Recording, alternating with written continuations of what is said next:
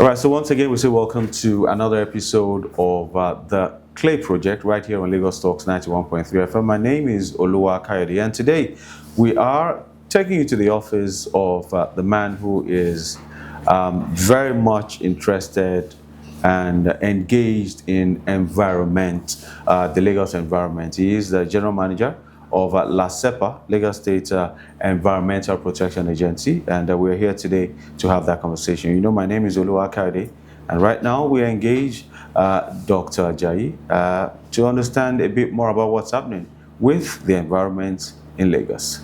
Good day to you. Thank you for joining us. Thank you very much, Oluwa Kayode. Great. So, when you hear of LASEPA, first of all, you talk about environment in Lagos. You have the Ministry of Environment and Water Resources. You have LOMA, that's who everybody knows, the most important to Nigerians. And you have LASEPA. And, you know, one of the questions I get asked a lot is, you know, there are too many agencies involved in environment and sanitation in Lagos. So tell us, Dr. Babatunde Ajayi, what really is the responsibility, the mandate of LASEPA? Yes, I'm going to answer that question. It's just but I need to sort of put some clarity out there. Okay. Right. So there's a structure of the Ministry of Environment where you have the ministry that formulates policies on how things should be done in the environment of Lagos. And then ministry has 8 agencies that implement those policies, right? So there are different categories of environmental interests. So LOMA, for instance, manages solid waste in Lagos. So wherever you drop solid waste in Lagos, someone will pick you up. LASWAMO, Wastewater Management Office, manages sewage disposal. You know, when you have infractions around waste leakage into the surrounding drainages and things like that, that is the office or the agency whose job is to make sure that people are not linking their sewage systems to the drainage, that there's no open defecation and things like that. Then you have LASEPA, environmental protection. So air quality, water pollution, the turbidity, effluents from industries into drainages. We have chemical handling and a couple of other things, right? Then you have the environmental task force. You have LAGESC, the environmental safety agency that enforces the people we popularly call CAI. They enforce environmental infractions.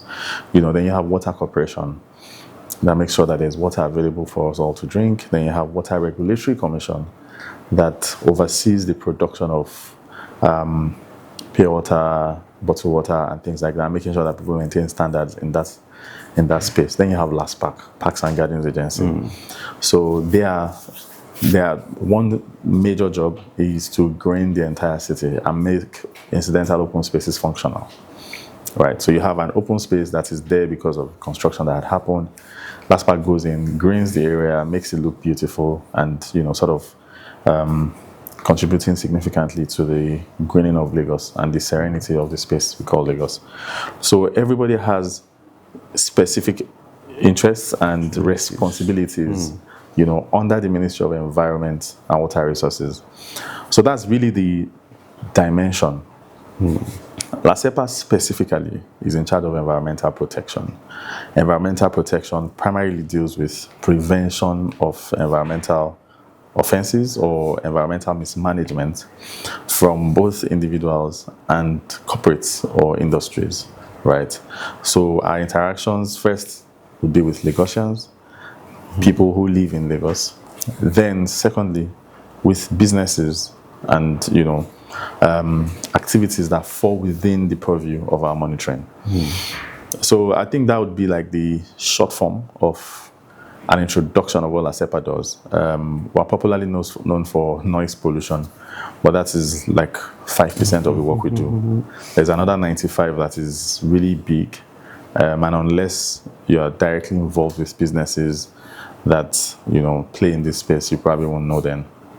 And I mean, you just said it all, that you're more known for noise pollution. So when you hear you're making noise, everybody feels I'm going to LASEPA. Now, before we even get into all that. When you talk about people you engage, you interface with the people and businesses as well. What are some of the things that individuals like myself can bring to your doorstep?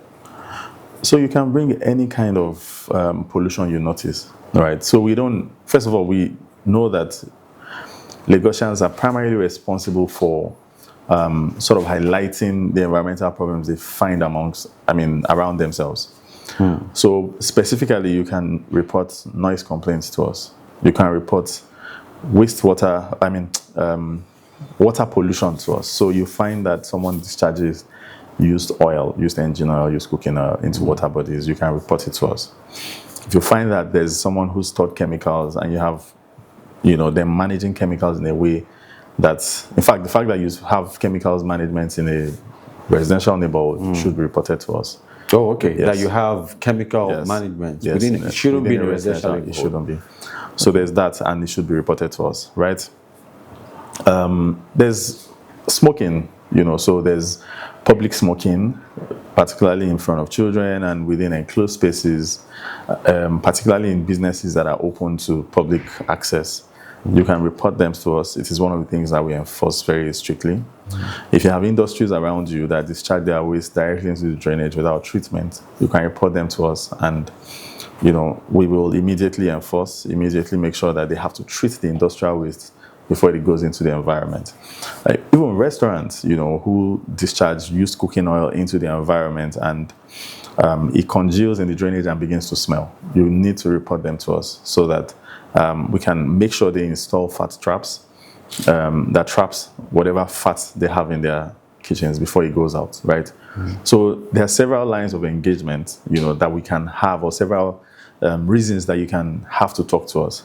Also, we have a laboratory, an environmental laboratory that is about the largest in Nigeria, very functional. And at our laboratory, we test all environmental samples, from water to air quality to land, or soil samples. We have 7 laboratories testing heavy metals and several other parameters. So if you have water samples that you're not sure whether they are contaminated or not, particularly when you're trying to drill a borehole, when you're trying to do any activity that requires that the quality of water is priority to you, you can bring them to us. We will test them for you at the cheapest possible rate, because we're government, that particular service is not exactly set up for profit. But we run a functional laboratory, and we continue to make sure that it is standard. We have kept the standard high up there. So all of these things are the different lines. Literally everything you find in the environment, you can report them. Even if it's not in our purview, we're happy to sort of share with whoever is exactly responsible, because we know that the public may not have the fine details and lines of reporting. Do you get my point? For different environmental infractions, but we're very accessible. I must say that it's quite a revelation that I'm getting here today, to know that you have this laboratories, you can test all different kind of metals, and but when we look at what you do, what is the process, for example, of reporting? So I find that my neighbor is discharging a kind of liquid regularly, or even the mechanic workshop in my area, when they're done with the engine oil, it's just littered everywhere on the floor. So you mean all those infractions could be reported? Absolutely. What is the process in reporting? So there are about 4 or 5 lines of reporting, right? You can write a hard copy letter to us. We would immediately take action on it. You can reach out to us on all of our social media handles, right? On all social media, X, Instagram, Facebook, there are teams set up to pick up all of the information from there. If you go on our website, lasepa.gov.ng, there's a form that has even, the option of uploading videos and evidence, time-stamped evidence of the pollution or infraction. You can upload all of those, and immediately someone will pick it up and take responsibility for it. Interestingly, we have one office in every local government. So apart from the head office, every local government has a LASEPA office. So you have 20 offices, or Correct. is it 52? 20. 20. All right. So every local government has a LASEPA office.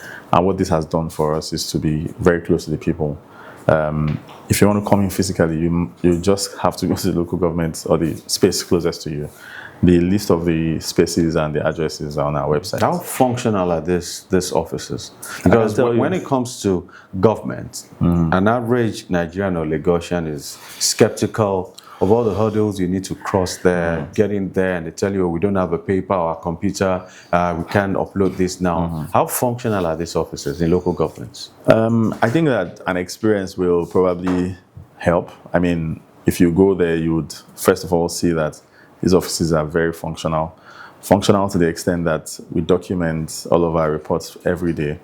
We're also able to sort of hold ourselves accountable for every complaint that has come in. It must be attended to.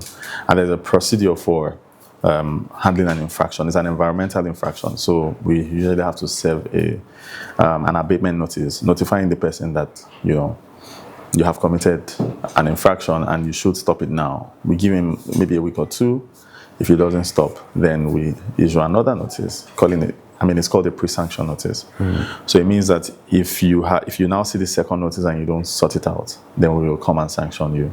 If the person doesn't respond, then we go sanction them, shut them down. They have to pay a fine, they have to sign an MOU, and all of those things. Now, the functionality of those offices really is not in doubt in any way, because we have staff there who report every day, who have to sort of show evidence of their work, and who have to also do monitoring in local areas, go into the communities and do some monitoring and get data across to us. So if you walk in, it's, I would say it is very efficient, but if you don't want to leave your house, you can as well use any of those reporting lines I mentioned earlier. And for those who decide to reach out to you online, either via social media or your website, for example, what is the response time that you work with?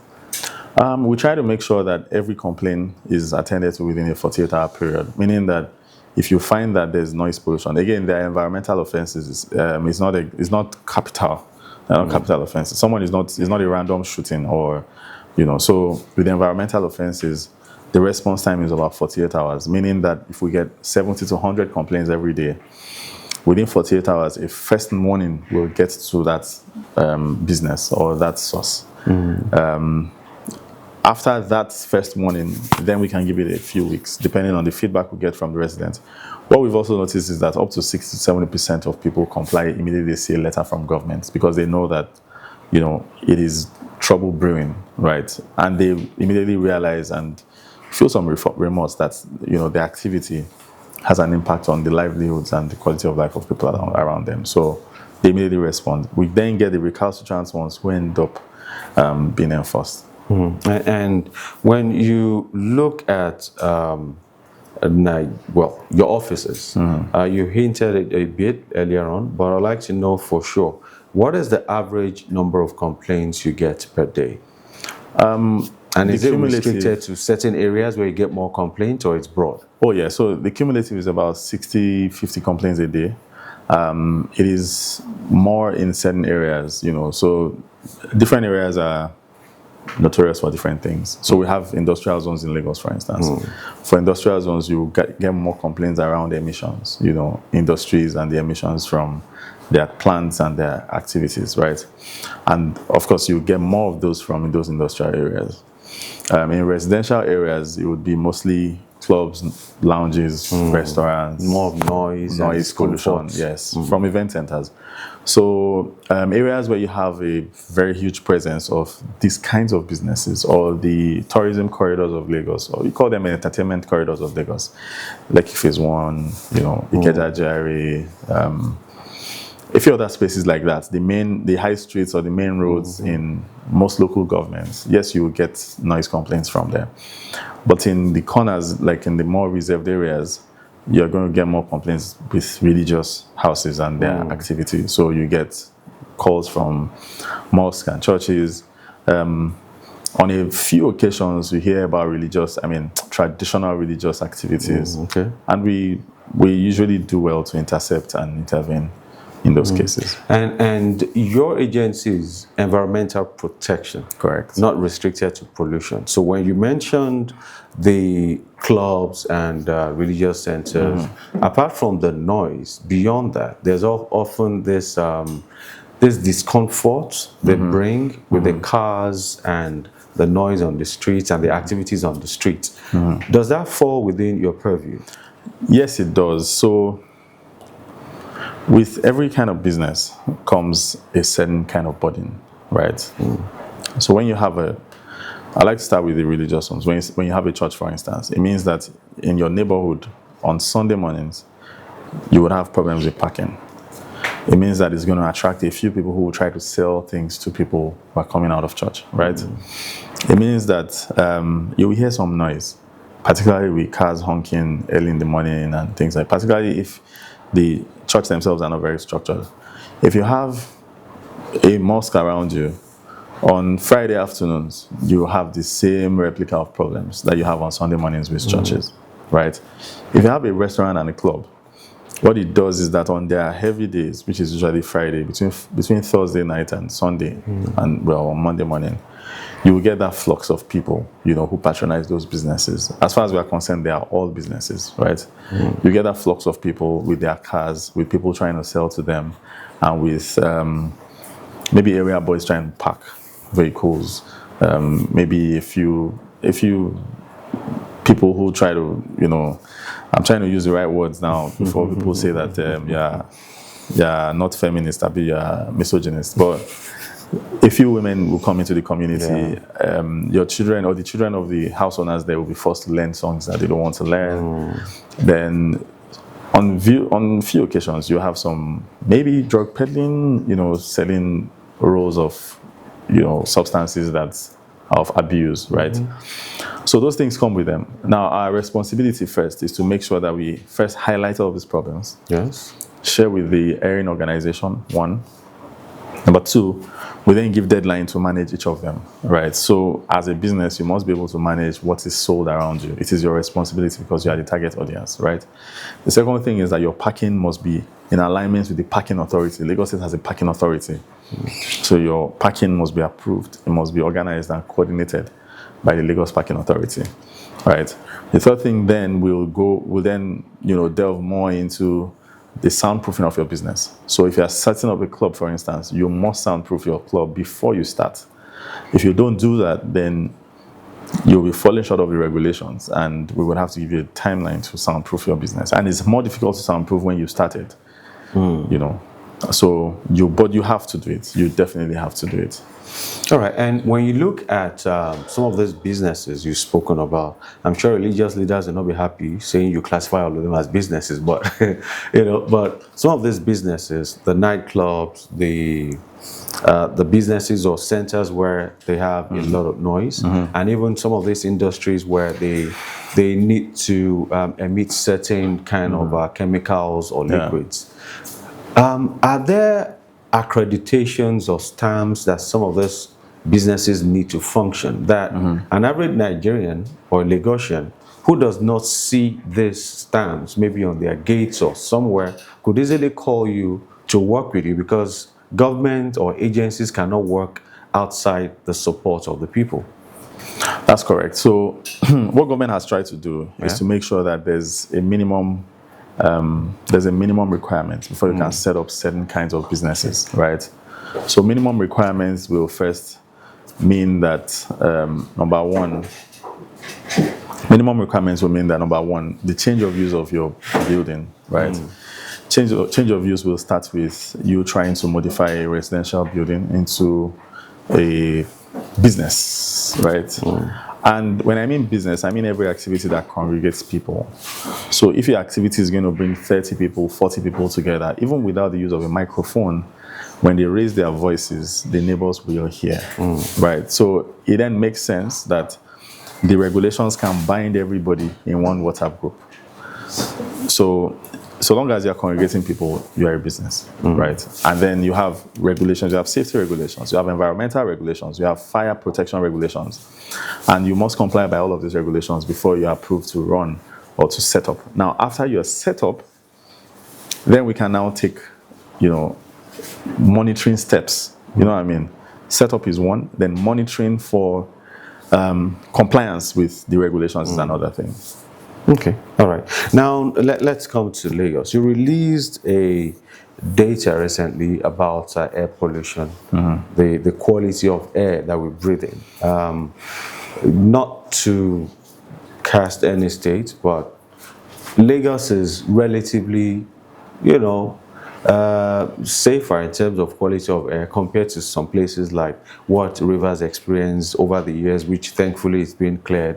But even at that, we feel this, should we say, I don't want to use toxicity, but we just feel that there is at times a certain quality of air in some parts of Lagos, especially when you are in traffic. Carbon, you can taste it at times. So what is the actual quality? How safe is the air in Lagos? First, I like to, sort of address the air quality concern, of Lagos with a few quick, straight facts, right? Okay. The reason you even know anything about the air quality of Lagos is because someone is measuring and reporting it, right? And you would hardly hear of air quality in many other cities because nobody measures, right? So Lagos is the air quality capital of Africa. We have the most sensors in a city. We're the ones that report and have drawn attention to this. Now, the quality of air in every corner of Lagos is dependent on the activities around there. If you are at a point where you have vehicles congregated, like, at a bus stop, because of the emissions from the vehicles, you definitely will have pollution in the air. There's, the number of vehicles in Lagos, will make you have air pollution in certain areas when you have vehicles put together. If you're at the motor park, yes, you will smell that vehicular emissions, will be present. However, there are mobile sources. So those vehicles are moving from one point to another. It is not stationary there forever, right? And the air will ascend, and the air will clear. The reason it is able to clear is because there's actually clean air, first of all. The pollution has come, and it will disappear, right? So we have monitors at many of these bus stops. We measure pollution across, all the activity. We notice that it goes up during traffic, and it comes back down right after the traffic is resolved. There's no city that has these many traffic control measures as Lagos does. And again, this goes back to tell you that traffic will not be in a place for a long time, right? Because there are men there who will sort it out and reduce the pollution in that area. So the key sources of pollution for Lagos will be, one, vehicular emissions. Again, like I said, it is mobile, right? The second thing will be industrial emissions, which is in industrial zones.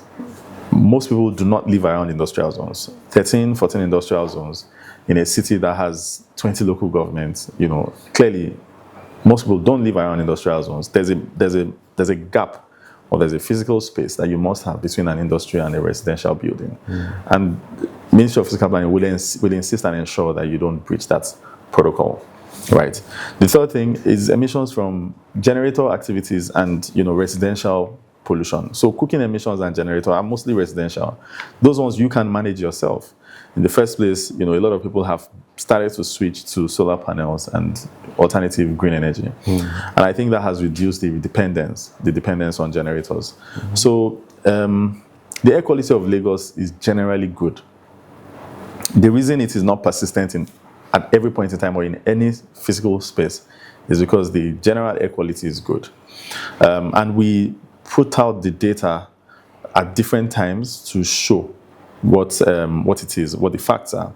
The other interesting thing is that you do not find it anywhere where any city will have live air quality monitoring on their website. It is on our website. You click air quality, you see the actual current state of the air quality in your own specific area. Like you see the entire spread of Lagos, then you can shrink the map, the Google map, or expand it to see the specific air quality in that space. So all of those things exist because there's work put in, and we're able to measure and see live emissions. So when we have spikes, we immediately intervene and solve the problems. Okay. And then it comes back down.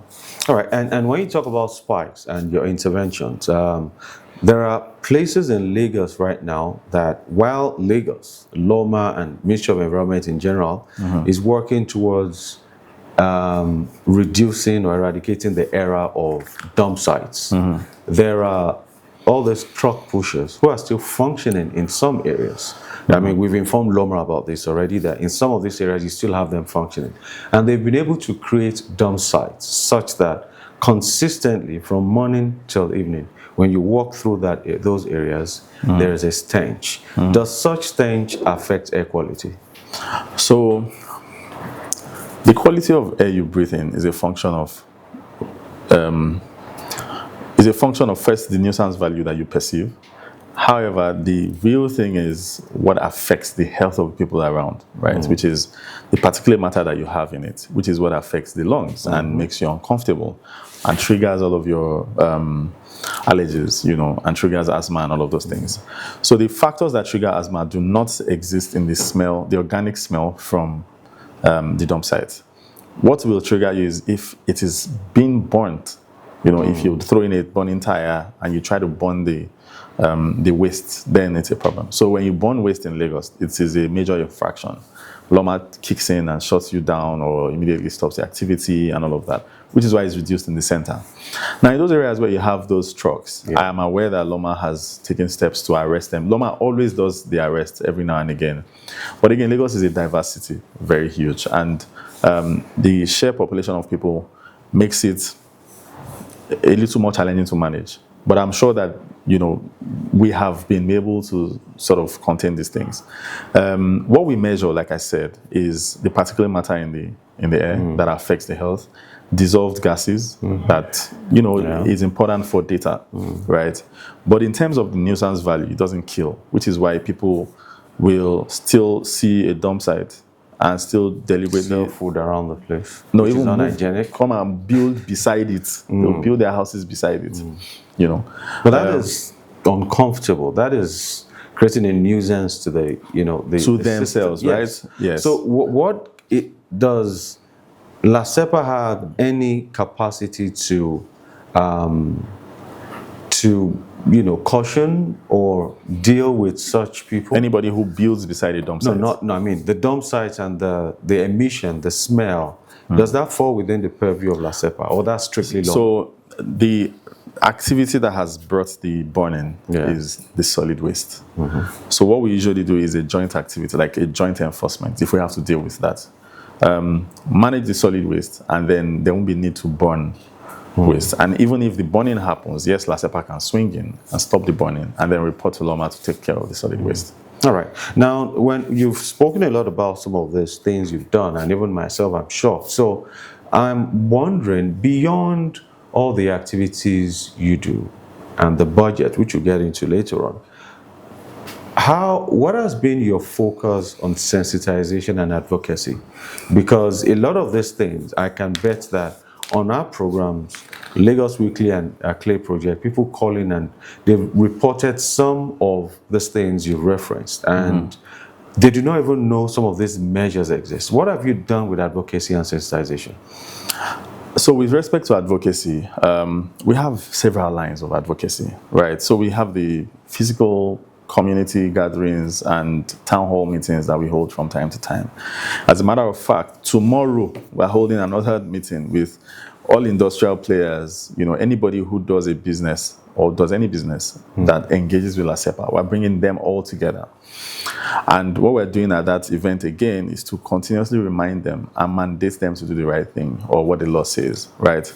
If they have to, or if necessity kicks in and they have to discharge, then you can bring it to our own treatment plant where we will manage the liquid waste for you or something. But engagement first is best done with the sources of the pollution, right? So if majority of our pollution comes from businesses, then it makes sense that we're able to bring those businesses together and engage them, and again remind them of the law and insist that they obey the law.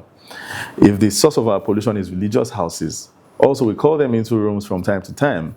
The leaders of all the religions, we call all of them into the rooms twice a year on the island and on the mainland, and we get a lot of feedback from them. Okay, how do you want us to manage you better?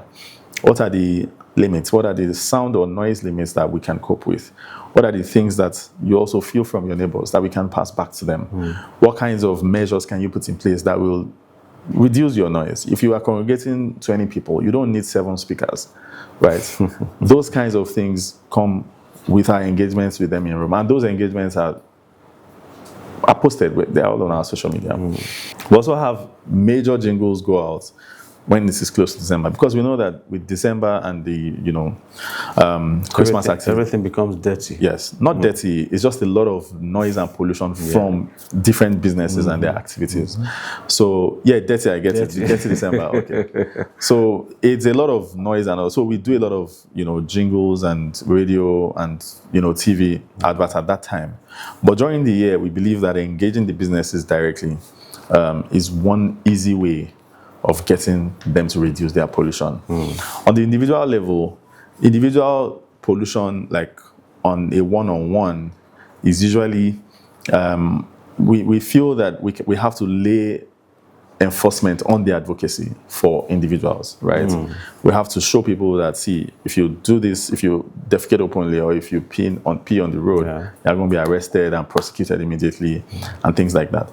So advocacy, yes. I mean, there's always room for improvement. We're happy to do more. All through this year, we've been engaging students of universities, one every month, and putting all of them together and doing targeted advocacy in those campuses, because we also know that many of them will go out and become teachers. Many of them will go out and talk to their friends, and then it lingers in their mind. They are more deliberate about environmental activities. So there are many layers. You cannot completely exhaust it. Even the biggest brands in the world have people who don't know anything about them. All right. So, but that is on one side. Now, when it comes to sound, I'm not very sure of the percentage of Lagosians who are aware of the maximum decibels that you are allowed to put out there when it comes to sound. What are the decibels for maybe environment, industrial areas, schools, homes? When does your noise or your sound become too much for your neighbor? Okay, so I'm going to share a table with you. It's really a table, to be honest. So there are 5 categories, and there's day and night, right, for each of the categories, right? So you have school areas where during the day you don't expect to go beyond 35 decibels, and at night you don't expect any human being in the school, so it should really be 25, right? Then you have residential areas. With residential areas, 55 at night, 65 during the day. So anything you are doing in a residential area shouldn't exceed 65 during the day and 55 at night. Then you have mixed use areas. So there are streets that are morphing from residential to commercial. So in the middle you have residents, you have businesses. So those kinds of spaces have 55 decibels beyond what residential should have. Again, because the moment they are businesses, they have an additional allowable limit, right? Then you have commercial areas that are really just high streets. I don't know what area you're familiar with, but commercial areas are commercial. Like Lagos Island, where the market is. Exactly. So it's commercial. So during the day, you can go up to 70 even, 65, 70. It's permissible because it's a market. I mean, in fact, I know of the Yoruba proverb that talks about Ariwoja, right? So traditionally, markets are cultural markets are loud. So it's a market, so we expect them to be a bit loud. But at night, we expect it to go down to 45 because at night, every market actually in Lagos closes at 6 p.m. Yes. So you don't expect noise in the market area at night. Then you have industrial areas. Industrial areas can go as high as 80 decibels during the day. In some areas, we even allow 85 because they are far away from people. Okay. Right. But for the ones that have now moved close to people, or that people have moved close to, like Bagada and a couple of that area, we then, sort of drop it a little so that you have considerations for people that are not too far away from them. Okay. So that's really the table, but I can share the table with you. You can display it. Please do. Yeah. We would like to see that. But again, for an average Nigerian who doesn't even have the instrument to measure, when you talk of a residential area, you say 55. What does 55 decibels sound like? So first, you can download any decibel app. There are more than 100 of them on your app store. You can download any one. As you're talking, you just put it on, it shows. So you don't need to buy your own equipment. I have one equipment here. You don't need to buy your own equipment, but I have a personal one, right? Of course, because that's the job. You need to monitor. So you can download an app on your phone that measures it, and it is near accurate. This is almost as accurate as an actual specific or specialized equipment like mine. All right, and if your neighbor, if you download it and your neighbor has overshot the decibel, what do you do? So it shows that we watch in American movies, you call the police. Yes. So here you call LASEPA. So it means that you have evidence against your neighbor, or you have evidence of the pollution that your neighbor has caused. So make sure you download one that has a timestamp and date, so we don't have to come and experience a recreated event, right? If you don't have evidence that has timestamp, it means that our staff has to come there, take the measurement again to be sure that you're not the one that has put on radio in your room and recorded it. You see what I'm saying? Yeah.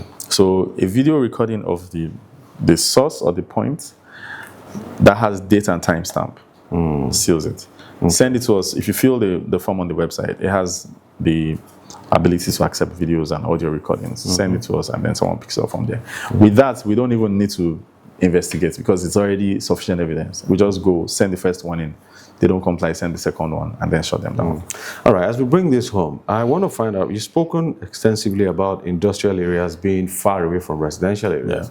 But we've seen, due to development, a lot of times residential areas have moved closer to industrial areas. So all the liquid waste that they emit and all that, in that case, how do you resolve it? You can't tell the residential areas to move, and it will be difficult to tell the company or the industry to stop the emission, because that's where they move further from the people.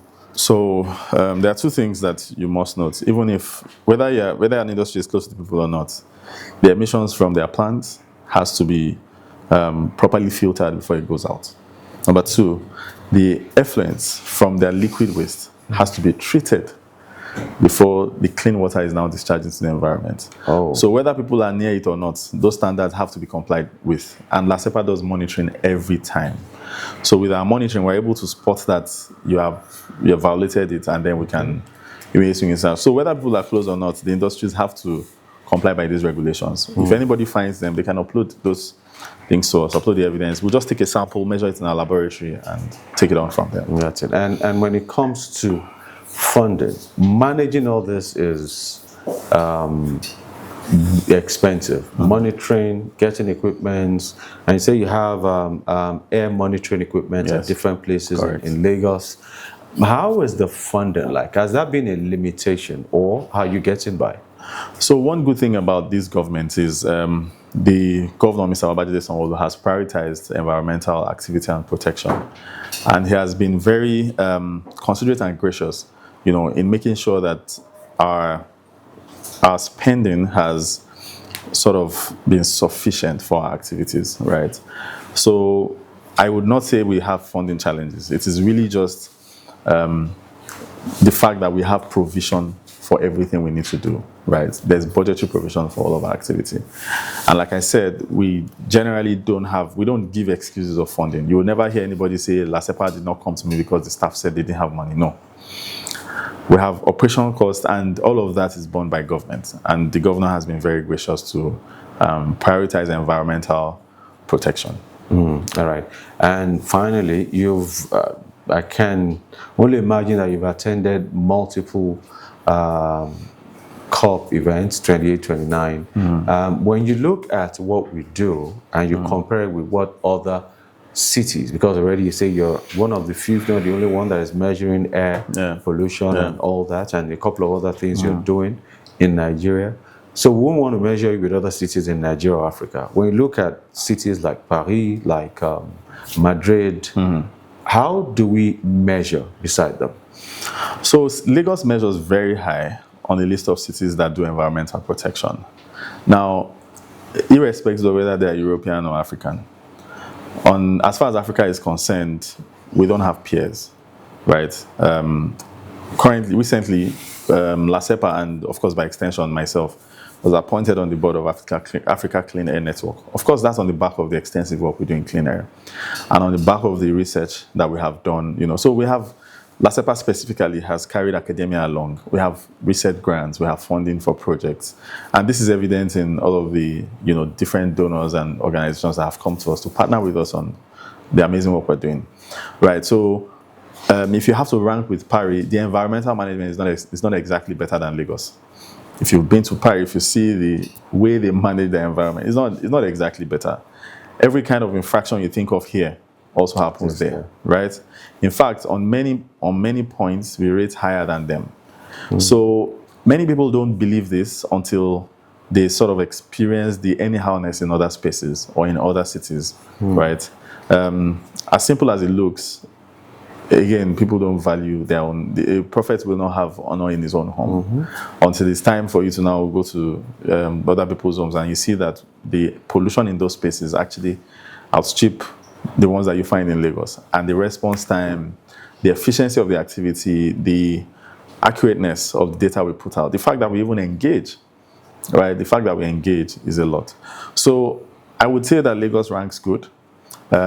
We may not be the best in the world, but we're definitely not in the bottom half, right? We're doing very well with protection, and we will continue to strive and improve our activities and make sure that Lagos shines on the global map. And what has been the biggest challenge you have had running LASEPA and enforcing the laws?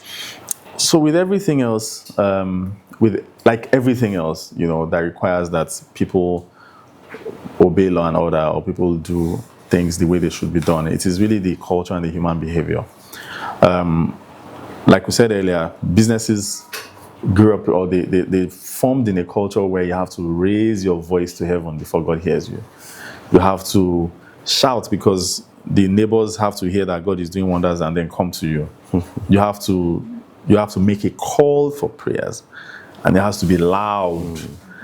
Without thinking that there's a neighbor who just wants to sleep, or who's worked from Monday to Friday or Monday to Saturday and just wants to sleep, right?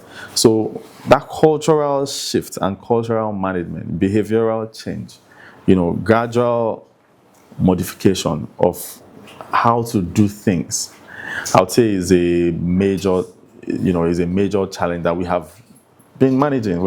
People have started to reason with us that, the Lagos you knew 20, 30 years ago is changing. You have more people, and there's more enlightenment, there's more education. There are things you cannot do in certain areas anymore.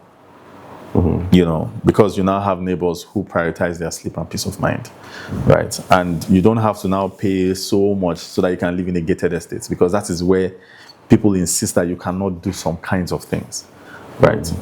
So for us, I'll say that cultural shift, and how you have to explain to a 40-year-old man that, bro, you can't pee on the road anymore. You can't pull down your shorts and just defecate where you like. No. You can't just enter bush in Lagos anymore, right? People need to, making that shift is, it's happening, but it would be nicer if it was faster. But again, it is cultural change. Cultural change is hard to change, or it's hard to achieve. And what is the penalty for open defecation?